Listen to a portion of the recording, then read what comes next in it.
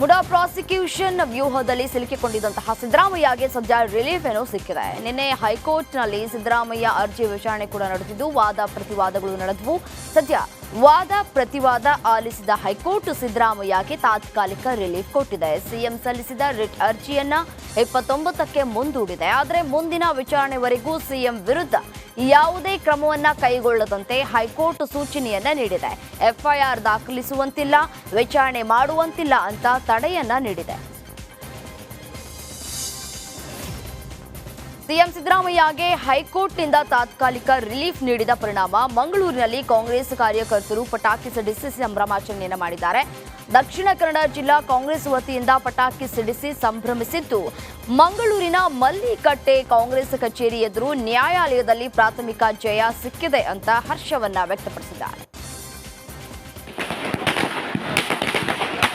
ಕರ್ನಾಟಕದ ಉಚ್ಚ ನ್ಯಾಯಾಲಯ ಯಾವುದು ಗವರ್ನರ್ ಅವರು ಸಿದ್ದರಾಮಯ್ಯನವರ ಮಾಡಲು ಪರವಾನಗಿ ಕೊಟ್ಟಿದ್ದರು, ಅದರ ಬಗ್ಗೆ ಇವತ್ತು ಕರ್ನಾಟಕದ ಹೈಕೋರ್ಟ್ನಲ್ಲಿ ಭಾಳ ದೊಡ್ಡ ವಾದ ವಿವಾದ ನಡೆದು 19 ತಾರೀಕಿನವರೆಗೆ ಆ ಒಂದು ನೋಟಿಸಿನಲ್ಲಿ ಕಾಣಿಸಿದ ಅಂಶಗಳ ಮೇಲೆ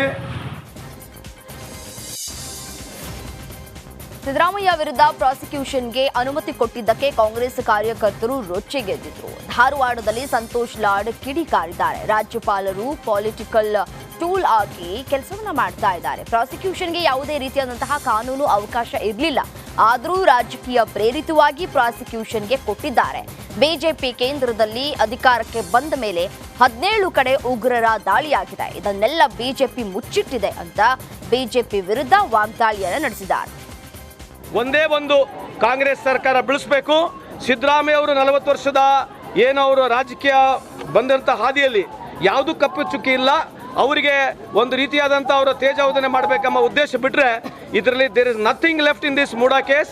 there is absolutely zero in this ಅಂತ ಈ ಸಂದರ್ಭ ಕೇಳಲಿಕ್ಕೆ ಇಚ್ಛೆ ಬಯಸ್ತೀನಿ. ಈಗ ರಾಜೀನಾಮೆ ಕೊಡ್ತಕ್ಕಂಥ ಪ್ರಶ್ನೆ ಬರಲಿ, ಇಲ್ಲ ಅಂತಲ್ಲ.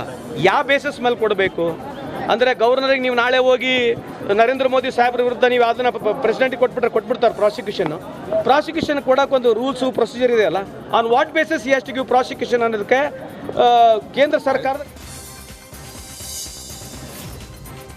ಸಿದ್ದರಾಮಯ್ಯ ಪ್ರಾಸಿಕ್ಯೂಷನ್ಗೆ ಗವರ್ನರ್ ಅನುಮತಿ ಕೊಟ್ಟಿದ್ದಕ್ಕೆ ರಾಜ್ಯಾದ್ಯಂತ ಕಾಂಗ್ರೆಸ್ ಕಾರ್ಯಕರ್ತರು ಪ್ರತಿಭಟನೆಯನ್ನು ನಡೆಸಿದ್ರು. ಈ ವೇಳೆ ಮಂಗಳೂರಿನಲ್ಲಿ ಪ್ರತಿಭಟನೆ ವೇಳೆ ವಿಧಾನ ಪರಿಷತ್ ಸದಸ್ಯ ಐವನ್ ಡಿಸೋಜಾ ವಿವಾದಾತ್ಮಕ ಹೇಳಿಕೆಯನ್ನು ಕೊಟ್ಟಿದ್ದಾರೆ. ಬಾಂಗ್ಲಾದೇಶ ಮಾದರಿಯಲ್ಲಿ ರಾಜಭವನಕ್ಕೆ ದಾಳಿ ಮಾಡುವುದಾಗಿ ಗಂಭೀರ ಎಚ್ಚರಿಕೆಯನ್ನ ನೀಡಿದ್ದು, ಎಲ್ಲೇ ಮೀರಿದ ಮಾತನಾಡಿದ ಐವಾನ್ ಡಿಸೋಜಾ ವಿಪಕ್ಷಗಳ ಕೆಂಗಣ್ಣಿಗೆ ಗುರಿಯಾಗಿದ್ದಾರೆ. ಗವರ್ನರ್ ಅವರು ಹಿಂದಕ್ಕೆ ಹೋಗಬೇಕು ಮತ್ತು ಹೋಗದೇ ಇದ್ದರೆ ಯಾವ ರೀತಿ ಬಾಂಗ್ಲಾದೇಶದಲ್ಲಿ ಆಯಿತೋ ಅದೇ ರೀತಿ ಗವರ್ನರ್ ಆಫೀಸಿಗೆ ಗವರ್ನರ್ ಮನೆಗೆ ನುಗ್ಗತಕ್ಕಂಥ ಕೆಲಸ ನಾವು ಕಾಂಗ್ರೆಸ್ನ ಕಾರ್ಯಕರ್ತರು ಮಾಡಬೇಕಾಗ್ತದೆ. ಅದು ಮಾಡಿಯೇ ಮಾಡ್ತೇವೆ. ಹಾಗಾಗಿ ಮಾನ ಮರ್ಯಾದೆ ಏನಾದಿದ್ದರೆ ಗವರ್ನರ್ ಅವರ ಕೂಟಕ್ಕೆ ಹಿಂದಕ್ಕೆ ಕರೆಸಬೇಕು ಮತ್ತು ಅವರು ರಾಜಭವನ ಬಿಟ್ಟು ತಲುಪಬೇಕು. ಇಲ್ಲದೇ ಇದ್ದರೆ ರಾಜಭವನ ಒಗ್ಗುವುದು ಖಂಡಿತ.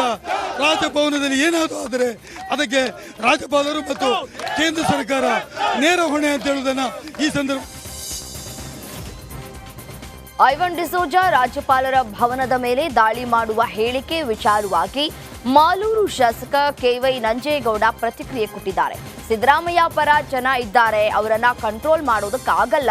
ಜನ ರುಚಿಗೆದ್ರೆ ಏನ್ ಮಾಡೋದಕ್ಕಾಗಲ್ಲ. ಬೇರೆ ರಾಜ್ಯಗಳಲ್ಲಿ ಆಗ್ತಾ ಇರೋದು ಹೌದು, ಆದರೆ ಕರ್ನಾಟಕ ರಾಜ್ಯದಲ್ಲಿ ಇಂತಹ ಇತಿಹಾಸವಿಲ್ಲ. ಕೇಂದ್ರ ಸರ್ಕಾರದ ವೈಖರಿಯಿಂದ ಇಂತಹ ಸಂದರ್ಭ ಬಂದರೂ ಬರಬಹುದು ಅಂದರು. ಇವತ್ತು ಕರ್ನಾಟಕ ರಾಜ್ಯದಲ್ಲಿ ಸಿದ್ದರಾಮಯ್ಯನವರ ಪರವಾಗಿ ಇವತ್ತು ಜನ ಇದ್ದಾರೆ.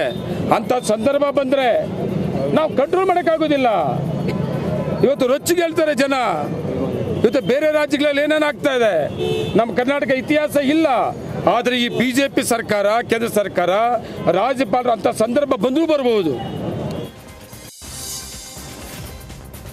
ಕಾಂಗ್ರೆಸ್ ಎಂಎಲ್ಸಿ ಐವಾನ್ ಡಿಸೋಜಾ ವಿವಾದಾತ್ಮಕ ಹೇಳಿಕೆ ನೀಡಿದ್ದಕ್ಕೆ ಸ್ವಪಕ್ಷೀಯದವರೇ ಕೆಂಡ ಕಾರಿದ್ದಾರೆ. ಐವಾನ್ ಡಿಸೋಜಾ ಜವಾಬ್ದಾರಿ ಸ್ಥಾನದಲ್ಲಿದ್ದಾರೆ. ಬಾಂಗ್ಲಾ ಮಾದರಿಯಲ್ಲಿ ದಾಳಿ ಮಾಡ್ತೇನೆ ಅಂತ ಹೇಳಿದ್ದು ಸರಿಯಲ್ಲ. ಬೇರೆ ದೇಶದ ಹೆಸರು ತೆಗೆಯೋದು ಸರಿಯಲ್ಲ. ಅವರು ಹೇಳಿಕೆ ವಾಪಸ್ಸನ್ನ ಪಡೆದು ಬೇರೆ ರೀತಿ ಹೇಳಿ ಎಂದಿದ್ದಾರೆ. ಐವಾನ್ ಡಿಸೋ ನನ್ನ ಹಳ್ಳಿ ಸ್ನೇಹಿತರು, ಒಳ್ಳೆ ಜವಾಬ್ದಾರಿ ಸ್ಥಾನದಲ್ಲಿದ್ದಾರೆ. ಒಳ್ಳೆ ಮಾತುಗಾರರು, ಒಳ್ಳೆ ಸಜ್ಜನ ವ್ಯಕ್ತಿ. ಅವ್ರು ಹಿಂಗೆ ಮಾತಾಡಿದ್ದು ನಾನು ನಂಬಲಿಕ್ಕೆ ಆಗೋದಿಲ್ಲ. ಅದ್ರ ಮಾತಾಡಿದರೆ ತಪ್ಪು. ಬಾಂಗ್ಲಕ್ಕೆ ಏನು ಸಂಬಂಧ ಇದೆ ಈ ವಿಷಯಕ್ಕೆ? ಏನು ಮಾತಾಡಬೇಕಂದ್ರೆ ಏನು ಪ್ರಸ್ತುತ ಅದೇ ಅದು ಮಾತಾಡಬೇಕು. ಬೇರೆ ರಾಷ್ಟ್ರದ ಹೆಸರು ಯಾಕೆ ತೊಗೊಳ್ಬೇಕು? ಬಾಂಗ್ಲಾ ಮಾದರಿಯಲ್ಲಿ ರಾಜಭವನಕ್ಕೆ ನುಗ್ತೇವೆ ಎಂಬ ಐವಾನ್ ಡಿಸೋಜಾ ಹೇಳಿಕೆಯನ್ನ ಬಿಜೆಪಿ ಪ್ರಧಾನ ಕಾರ್ಯದರ್ಶಿ ಪಿ ರಾಜೀವ್ ಖಂಡಿಸಿದ್ದಾರೆ. ಇದು ರಾಜ್ಯ ದ್ರೋಹದ ಹೇಳಿಕೆ. ಮೊದಲು ಸುಮೋಟೋ ಕೇಸ್ ದಾಖಲಿಸಿಕೊಳ್ಳಬೇಕು. ಪೊಲೀಸ್ ಇಲಾಖೆ ಮತ್ತು ಸರ್ಕಾರ ಇದರ ಬಗ್ಗೆ ಗಮನವನ್ನ ಹರಿಸಬೇಕು ಅಂತ ಪಿ ರಾಜೀವ್ ಒತ್ತಾಯವನ್ನು ಮಾಡಿದ್ದಾರೆ. ನುಗ್ಗುತ್ತೇವೆ ರಾಜಭವನಕ್ಕೆ ಅಂತ ಹೇಳ್ತಾರೆ ಅಂದ್ರೆ ಇವರು ಸಂವಿಧಾನವನ್ನ ಹಿಡ್ಕೊಳ್ಳುವಂತಹ ಜನಪ್ರತಿನಿಧಿಗಳು. ಕಾಂಗ್ರೆಸ್ ಪಕ್ಷ ತಕ್ಷಣಕ್ಕೆ ಪ್ರತಿಕ್ರಿಯೆಯನ್ನ ಕೊಡಬೇಕು, ಈ ವ್ಯಕ್ತಿಯ ಮೇಲೆ ಪ್ರಕರಣವನ್ನ ದಾಖಲಿಸಬೇಕು ಅಂತ ಹೇಳಿ ಈ ರಾಜ್ಯ ಸರ್ಕಾರವನ್ನ ನಾನು ಒತ್ತಾಯ ಮಾಡ್ತೇನೆ. ಐವಾನ್ ಡಿಸೋಜಾ ಹೇಳಿಕೆಗೆ ಎಂಎಲ್ಸಿ ಸಿಟಿ ರವಿ ಕೆರಳಿ ಕೆಂಡವಾಗಿದ್ದಾರೆ. ಬೆಂಗಳೂರಿನಲ್ಲಿ ಮಾತನಾಡಿದಂತಹ ಅವರು ಐವಾನ್ ಡಿಸೋಜಾ ದೇಶದ್ರೋಹದ ಹೇಳಿಕೆಯನ್ನ ಕೊಟ್ಟಿದ್ದಾರೆ. ಕೂಡಲೇ ಐವಾನ್ ಡಿಸೋಜಾರನ್ನ ಬಂಧಿಸಬೇಕು ಅಂತ ಆಗ್ರಹಿಸಿದ್ದಾರೆ. ನಾನು ಆಗ್ರಹಿಸ್ತೇನೆ. ಬಾಂಗ್ಲಾದೇಶದ ಮಾದರಿ ಅಂದರೆ ಏನರ್ಥ ಅಂದರೆ ಅರಾಜಕತೆ ಸೃಷ್ಟಿ ಮಾಡ್ತಾರ. ಪ್ರಜಾಪ್ರಭುತ್ವ ವಿರೋಧಿಯಾಗಿರ್ತಕ್ಕಂಥ ಕಾಂಗ್ರೆಸ್ ನಡವಳಿಕೆ ಅದು. ತಕ್ಷಣ ಕ್ರಮ ಆಗಬೇಕು ಅಂತ ಆಗ್ರಹಿಸ್ತೇನೆ. ನೋಡಿ, ಘನತೆವೆತ್ತ ರಾಜ್ಯಪಾಲರು ನಿಷ್ಪಕ್ಷಪಾತವಾದ ನ್ಯಾಯಯುತ ತನಿಖೆ ಆಗಲಿ ಅಂತ ಅನುಮತಿ ಕೊಟ್ಟಿದ್ದಾರೆ. ತನಿಖೆನೇ ಬೇಡ ಅಂತ ಹೇಳೋದು ಅದು ಅಸಂವಿಧಾನಿಕ. ತನಿಖೆನೇ ಬೇಡ ಅನ್ನೋದು ಪ್ರಜಾಪ್ರಭುತ್ವ ವಿರೋಧಿ. ತನಿಖೆನೇ ಬೇಡ ಅನ್ನೋದು ನಾನು ಕಾನೂನಿಗೆ ಮೀರಿದವನು ಅಂತಕ್ಕಂಥ ದುರಹಂಕಾರದ ಭಾವನೆ. ಅವರು ಗಲ್ಲಿಗೇರಿಸೋ ತೀರ್ಪು ಕೊಟ್ಟಿಲ್ಲ. ಆದರೆ ಕಾಂಗ್ರೆಸ್ನವ್ರು ಇವತ್ತು ಆಡ್ತಿರೋದು ನೋಡಿದ್ರೆ ಸಿದ್ದರಾಮಯ್ಯನವರಿಗೆ ಗಲ್ಲಿಗೇರಿಸೋ ತೀರ್ಪು ಕೊಟ್ಟಿದ್ದಾರೆ ಅನ್ನೋ ಥರದ ಮಾತಾಡ್ತಿದ್ದಾರೆ. ಅವ್ರು ಗಲ್ಲಿಗೇರಿಸೋ ತೀರ್ಪು ಕೊಟ್ಟಿಲ್ಲ, ನ್ಯಾಯಯುತ ತನಿಖೆ ಆಗಲಿ ಅಂತ ಹೇಳಿದ್ದಾರೆ. ರಾಜ್ಯಪಾಲರ ವಿರುದ್ಧ ಎಂಎಲ್ಸಿ ಐವಾನ್ ಡಿಸೋಜಾ ವಿವಾದಾತ್ಮಕ ಹೇಳಿಕೆ ವಿಚಾರ ಖಂಡಿಸಿ ಮಂಗಳೂರಿನಲ್ಲಿ ಬಿಜೆಪಿ ಯುವ ಮೋರ್ಚಾದಿಂದ ಪ್ರತಿಭಟನೆ ನಡೆಸಿದ್ರು. ಡಿಸೋಜಾ ವಿರುದ್ಧ ಎಫ್ಐಆರ್ ದಾಖಲು ಮಾಡುವಂತೆ ಒತ್ತಾಯಿಸಿ ಬರ್ಕೆ ಪೊಲೀಸ್ ಠಾಣೆ ಮುಂಭಾಗ ಕಾರ್ಯಕರ್ತರು ಧರಣಿ ಕೂತರು. ಈ ವೇಳೆ ಪೊಲೀಸರು ಕಾನೂನು ತಜ್ಞರ ಸಲಹೆ ಪಡೆದು ಮುಂದಿನ ಕ್ರಮವನ್ನ ಕೈಗೊಳ್ಳುವುದಾಗಿ ದೂರುದಾರ ಬಿಜೆಪಿ ಯುವ ಮೋರ್ಚಾ ಜಿಲ್ಲಾಧ್ಯಕ್ಷ ನಂದನ್ ಮಲ್ಯಗೆ ಹಿಂಬರಹ ನೀಡಿದರು. ನೇತೃತ್ವದಲ್ಲಿ ಕಾಂಗ್ರೆಸ್ ಏನು ಪ್ರತಿಭಟನೆ ಮಾಡಿತ್ತು. ಬಾಂಗ್ಲಾದೇಶಲ್ಲಿ ಯಾವ ರೀತಿಯಲ್ಲಿ ಅಲ್ಲಿಯ ಪ್ರಧಾನಿಯನ್ನು ಓಡಿಸಿದ್ರು, ಅದೇ ರೀತಿ ಕರ್ನಾಟಕದ ಗವರ್ನರನ್ನು ರಾತ್ರೋರಾತ್ರಿ ನಾವು ಓಡಿಸ್ತೀವಿ ಅಂತ ಹೇಳುವಂಥ ಸಂವಿಧಾನಕ್ಕೆ ವಿರುದ್ಧವಾದಂಥ ಮಾತನ್ನು ಕ್ಯಾಪ್ಟನ್ ಅರ್ಜುನ್ ಕೊಂದಿದ್ದು ಯಾರು? ಅವ್ರ ನರೇಟಿವ್ ಎಲ್ಲಿ ತಂದಿಟ್ಟಿದ್ದಾರೆ ಅಂತಂದ್ರೆ ಸಂಪತ್ತನ್ನ ಹಂಚಿಬಿಡೋದು ಅಂತ.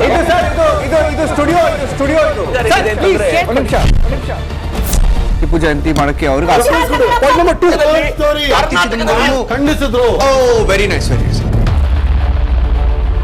ಯಾರು ತಪ್ಪು ಮಾಡಿರೋದಿಲ್ಲಿ? ಓಲೈಕೆ ಹೇಳಿಕೆ ಇದು ಅಂತ ಹೇಳಿ ಯಾಕೆ ಪರಿಗಣಿಸಬಾರದು? ಇದು ಫೋಟೋ ಎಲ್ರಿಗೂ ಒಂದು ಟೈಮ್. ನಿಮ್ಮ ಸಮಯ ಮುಗಿದಿದೆ. ಅವ್ರು ಹೇಳೋಕ್ಕಿಂತ ಮುಂಚೆನೆ ಹೇಗೆ ಪ್ರತಾಪ್ ಸಿಂಹ ಪಾಸ್ ಕೊಟ್ಟಿದಂತ ಆಗ್ಲಿ ಡಿಕ್ಲೇರ್ ಆಗೋಗಿತ್ತು ಅಂತ ನನಗೊಂದು ಡೌಟ್ ಬಂತು. ಸಾಕು ನಿಲ್ಸಿ. ಕೆಟ್ಟ ಪದ ಬಳಕೆ ಕಾಂಬಿನೇಷನ್ ಇಟ್ಟಿಲ್ಲ ನಾವಿಲ್ಲಿ.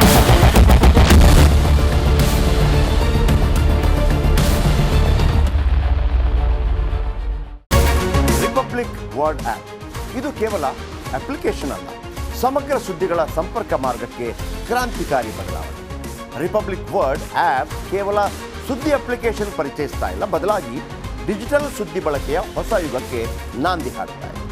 ಇದೊಂದು ಬ್ರೇಕಿಂಗ್ ನ್ಯೂಸ್, ಪ್ರಭಾವಶಾಲಿ ಕಾರ್ಯಕ್ರಮಗಳಿಗೆ ಗಟ್ಟಿಯಾದ ನ್ಯೂಸ್. ಇಲ್ಲಿ ಕೇವಲ ತಾಜಾ ಸುದ್ದಿ, ಅದರ ನೇರ ಪ್ರಸಾರ ಮತ್ತು ಚರ್ಚೆಗಳಿಗೆ ಮಾತ್ರ ಅವಕಾಶ. ರಿಪಬ್ಲಿಕ್ ವರ್ಲ್ಡ್ ಆಪ್ ಡೌನ್ಲೋಡ್ ಮಾಡಿಕೊಳ್ಳಿ. ಗೂಗಲ್ ಪ್ಲೇಸ್ಟೋರ್ ಮತ್ತು ಆಪಲ್ ಆಪ್ ಸ್ಟೋರ್ನಲ್ಲಿ ಲಭ್ಯವಿದೆ.